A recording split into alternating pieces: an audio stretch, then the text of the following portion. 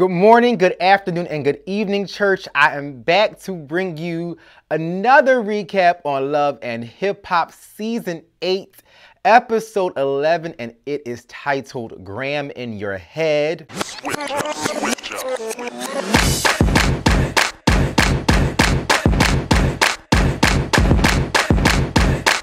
Now let's begin with the scene from last week with Ruben showing up to Anais's meet and greet when Rich was there, and it was crazy, but it just felt so staged and so planned.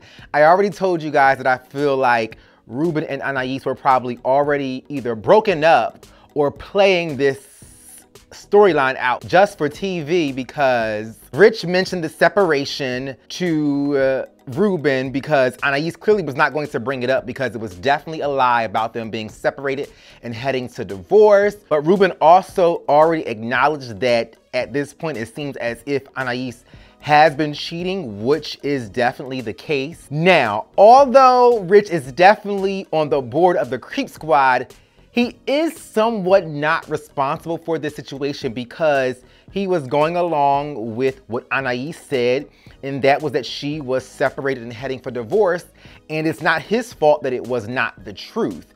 Now, Rich was 100% wrong for jumping in and asking a question while the couple, Anais and Ruben, were having their little tiff, because it was definitely going to put Ruben on the defense and start attacking Rich, and he definitely did. I was not surprised that Ruben checked Rich all the way and let him know that this was not your place nor time to talk. But it was great that Ruben said, did you ask her about family? Did you ask her about her kids? Like, how are you just accepting the fact that this woman is claiming that she is headed towards divorce with no other information? But Rich did say that he knew that Anais had children. But I did gag a little bit when Ruben decided to throw his ring, and I'm confused with Anais. Does she want her marriage to work, or does she want Rich? Because she flipped-flopped back and forth so much in this scene, because in the beginning she was acting as if she was not expecting for Ruben to have his reaction, but then she was trying not to really say that Rich was her boo and it wasn't that serious.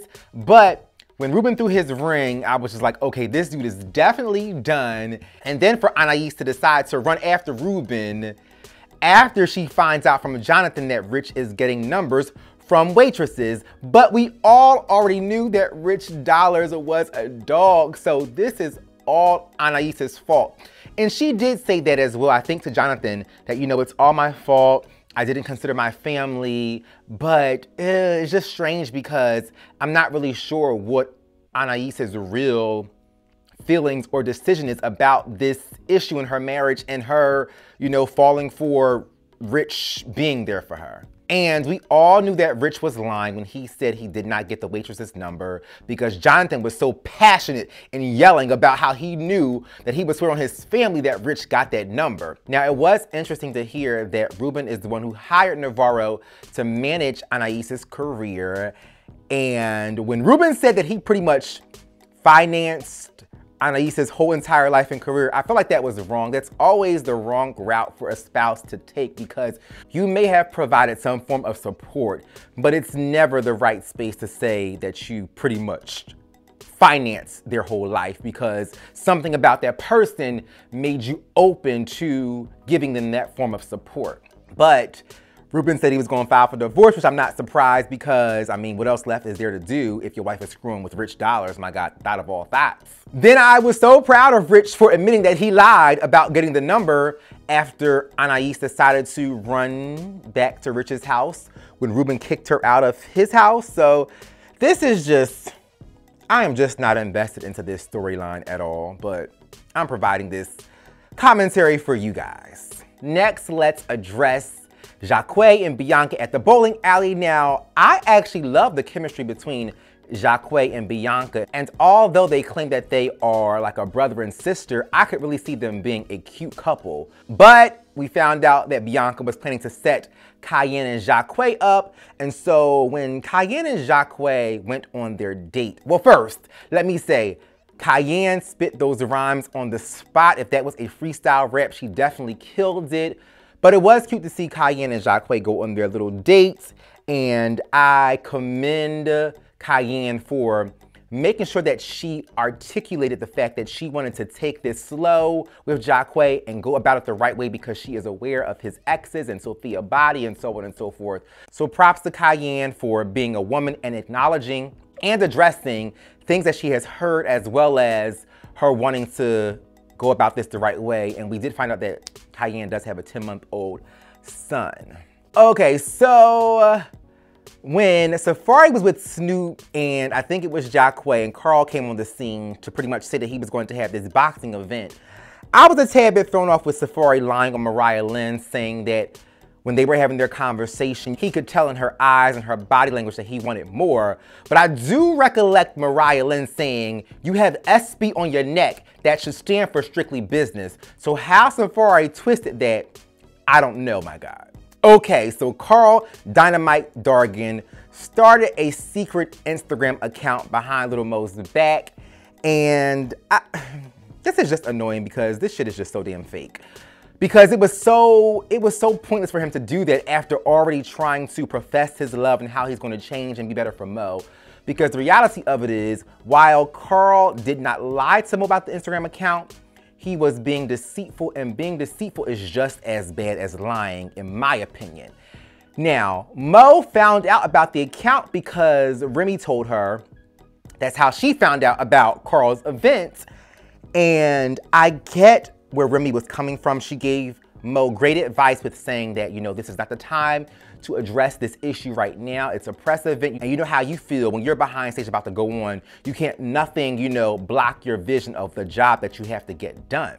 But Mo could not hold her composure, and I'm telling you, I am the type of dude that would have done the same thing Mo did. Granted, it was the wrong place and the wrong time. Even Snoop said this is the wrong place and wrong time. But when you find some surprising news, my God, that your man was keeping something from you when you thought you guys were on a better path, baby, I would have gone off too. Mo actually held her composure more than I would have, because I would have said, F the press, F the event, F everybody here. I gave your ass a second chance after you already being deceitful on a damn lie detector test. And here we are now again going through the same type of situation as it pertains to you not being honest. And it was sad that Carl kind of blew Mo off, even though it was him in his professional environment. I get it, but he should have done something to try to diffuse little Mo at that time, because he clearly knows his wife. And people who act like Mo, and I react that way as it pertains to my man, your man should kind of know, like, you got to do something to kind of not allow this to blow up in front of the people, my God. Dream Doll and Safari, you guys know I don't really care about their scenes. I didn't want Safari with Dream Doll to begin with. So all of this is all of Safari's own fault for moving so fast with Dream Doll and not really getting to know her for who she really is, or hell, for not even asking around about her and seeing what people thought about her. Last but not least, the date with Safari and Juju, although it really wasn't a date because Safari said he was going to keep it friendly just for now, although we know that his mom wants him to be with a classy, beautiful black woman like Juju. But for Sophia Body to be there and Safari to invite her to pop up on Jacquay, that just did not make a bit of sense. I feel like I'm going through the motions with these recaps, because nobody on God's green earth would tell some chick to pop up on their ex-boo at an event to confess their love without knowing if that ex-boo has a new boo, my God, especially a man. So it definitely comes across like Safari was being messy or following directions of the producers, my God. Now, it was great that Sophia did say that she was really in love with Jacquay, but I was confused when Snoop said to Sophia, "You broke my man's heart, like you brought a dog home from somebody else."